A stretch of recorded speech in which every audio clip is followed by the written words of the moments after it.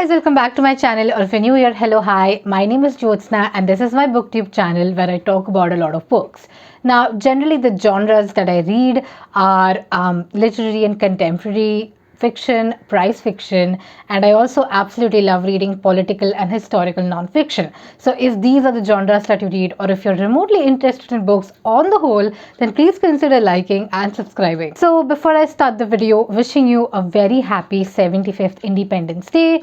India celebrates Independence Day on the 15th of August, and generally around August, July, I tend to read a couple of books every year which has the independence or the freedom struggle theme.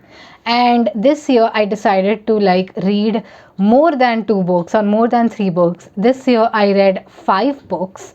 I feel like it's an achievement, right? Because the more I read, the more I understand, and the more I know about history, its nuances, and its episodes in general. But yes, this video will contain 7 books, 7 recommendations, and timestamps are in the description box below. 5 are those that I read recently, and 2 are like all-time favorites. So let me start with my all-time favorites. Okay, so the first book in the all-time favorite list is something that everybody on Instagram, if you follow me, might have guessed by now. It is this one. This is Indian Summer by Alex von Tunzelman. The number of times I have promoted this book, the number of times I've spoken about it, I have raved about it.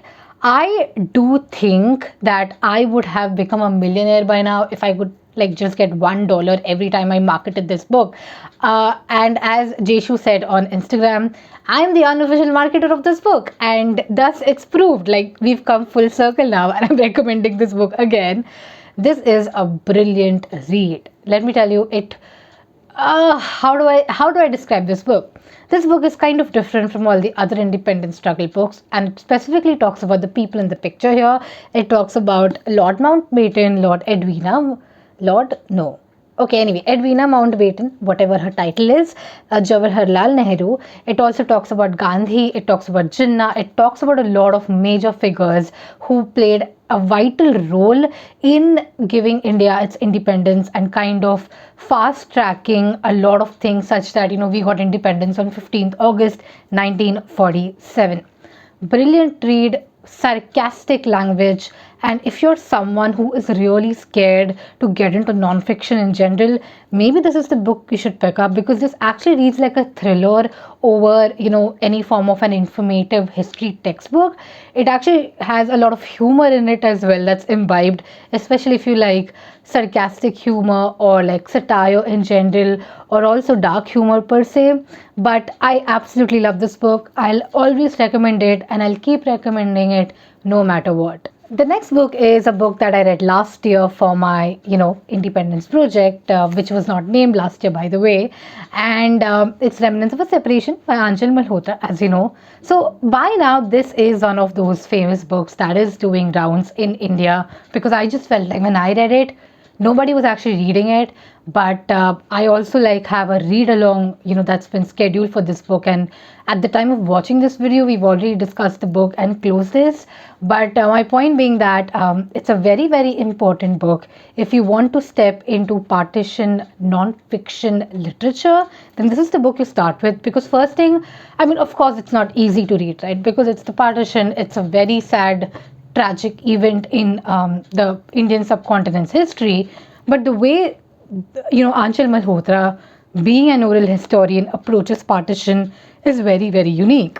There are 21 objects that are mentioned in the book with their respective images, right? And it kind of talks about how did that particular item come to be with them, to the victims of the partition, and how they migrated from India to Pakistan, or Pakistan to India, or for that matter, India to East Pakistan or present-day Bangladesh, or vice versa. It kind of sheds light upon a very important historic event in the history of India. And it does it in a unique way, like I stated. So highly recommend this one. Also, I have a signed copy. If I have a signed copy, I'm going to make sure that I'm going to show off that I do have a signed copy. Where is it? Where is the signature? Yeah, see, I have a signed copy. So just I mean, sorry, I'm just showing off, but it's okay. So now let's get to the Freedom Project 2022. And initially, I had decided that I'm going to read 7 books, but somehow time did not permit me to read 7 books. So I ended up with 5 books. And these are the 5 books that I read this year for my Freedom Project. So the first book that I read is Footprints on Zero Line by Gulzar, translated by Rakshinda Jalal. Basically, these are a set of stories, these are a set of poems that have been translated from Hindi/Urdu to English, and it basically talks about some incidents that Gulzar faced, some fictional stories of his, which of course is inspired by real life events, and also poems regarding the partition.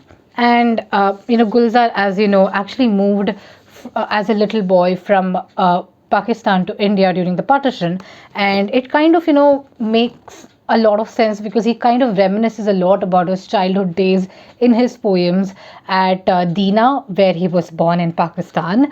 And by the way, this was a gift from Namrata from Monochrome Reads.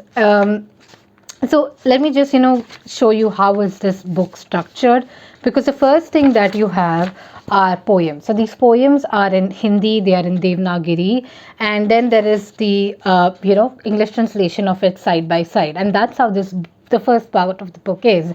Then when you go to the second part of the book, you find his stories, his short stories, which he's written over the years in magazines and things like that. And one of the famous ones is Ravi Par, or Crossing the Ravi, which is a spine-chilling story, and every time I read it, I'm going to cry. So yeah, highly recommend this one as well.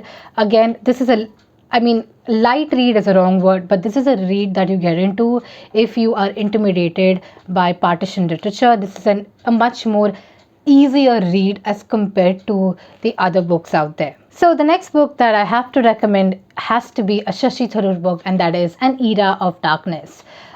Basically, this book is an eye-opener, and whenever there are people on the internet, whenever there are people especially from the Western world on the internet who state that, oh, you know what, like colonialism is a thing, and it's in the past, and people make a lot of statements, and there are also sympathizers of colonialism in general. And this is the book that I really want to slap them with, because this book details into the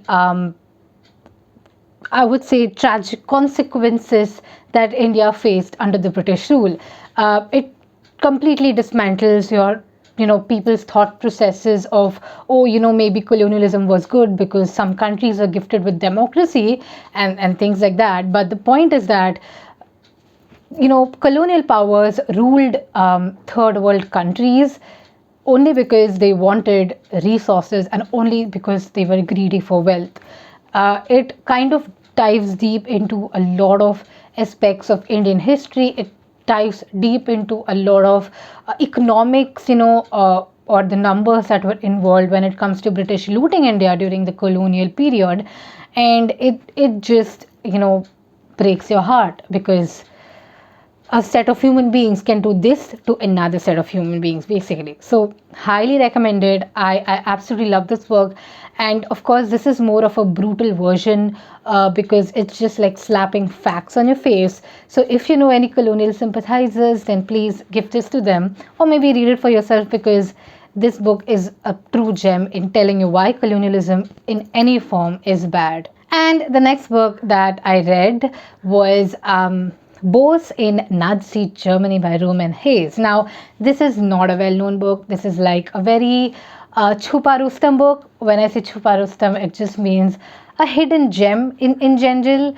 It basically talks about Subhash Chandra Bose, who's a revered freedom fighter in India, who actually goes to Nazi Germany to seek help from Hitler and his, ministers in general to fight for Indian independence. Surprise element here is that Hitler was totally in support of Indian independence in general, and this is something that's very common knowledge. With Britain as a part of the Allied powers, the Axis powers were just finding these kind of loopholes that they could, engage in order to simply to destroy them during the war. It's a very eye-opening book which talks about why someone is not black and white and why you have to consider historical figures with a gray spectrum. It's a very, very unique book. It talks about the dilemma that comes with,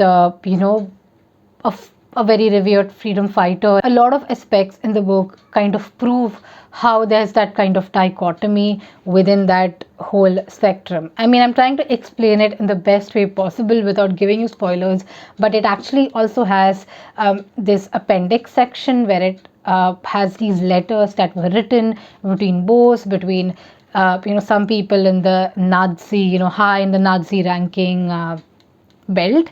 And it also talks about, I would say, uncomfortable things that you would not discuss about a very respectful person today. So I do think this is a must read.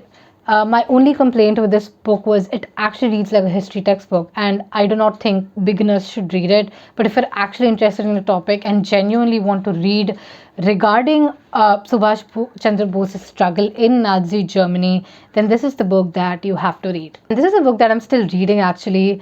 I'm hoping to finish it soon, but it's a real huge book, like a 700-page book, and that's this one. This is Aanchal Malhotra's latest book, which was released 3 months back, and that's called In the Language of Remembering. So basically, a lot of criticism or a lot of suggestions that were given to the author when this book released was that not everyone was lucky enough to move across the border with something in their hand, right? Because there were killings, there were lootings, you could not carry anything valuable for per se. And I mean, this book dwells into the memory section of a lot of people, and this being people all over the world. Now, I think that in this book, things were pretty much narrowed down because you had 21 to 24 objects that you were talking about. But in this particular book, that's not the case. You basically have multiple people talking about their perception of the partition, multiple generations who are involved and who are trying to understand partition in general. And I think that's like a huge thing, because not everything is like black and white, like I said a few minutes back, right? Some things are very nuanced, and it's only when you have a nuanced take on things that you understand how things were and how things used to be. So I'm done with like 40% of this book, and like I said, I'm hoping to finish it ASAP. But I highly recommend Aanchal Malhotra's works. It's like your stepping stone into partition literature, into partition non-fiction literature, being the oral historian that she is. And this gets me to the fifth book actually, because I did miss a book in the list, and that is Midnight's Borders by Suchitra Vijayan. And for me, when I started this book, it did look like a book which just talks about the Radcliffe line, that is the line that divides India and Pakistan. But what it turned out to be was an extreme, I would say, exploration of India's borders, and not only on the India-Pakistan frontier or the India-Bangladesh frontier, but also on the India-China frontier. So do I still call this like a partition lit or an independence literature book? Yes, because it has a lot of aspects that have happened in history that are mentioned in the book. But however, I want you to take this book with a pinch of salt, because unfortunately the author comes with a lot of her own personal comments in the book, which I really didn't like. Because when you're writing a book, you want to present the facts and let the reader decide what's right or wrong, and not like tell them what you think about the situation. If the facts were like laid bare and on the table, then maybe we can pick and choose what we want to make believe with that whole situation and what kind of perception do we want to have. But if you keep feeding your own opinions and your own bias into the whole structure, then it does not make sense to write a non-fiction book. It's better you just write a memoir. So yes, that being said, this is the end of the video. I really hope you like these 7 recommendations. Honestly, for me, like, making this video has been real fun, because like I said, historical nonfiction or political nonfiction is my favorite genre to read, and I want to read a lot of these books. Okay, so there are some books that I could not read this time around, which I'm hoping to fit in my next year's freedom project. But yeah, until then, I hope to see you around. I hope you come next year as well on this channel, and keep watching my other videos also that I'll post throughout the year. Okay, so yeah, thank you so much for watching this video. I'll see you in my next week's video. Hopefully next week there's a video. Okay, cool. Bye.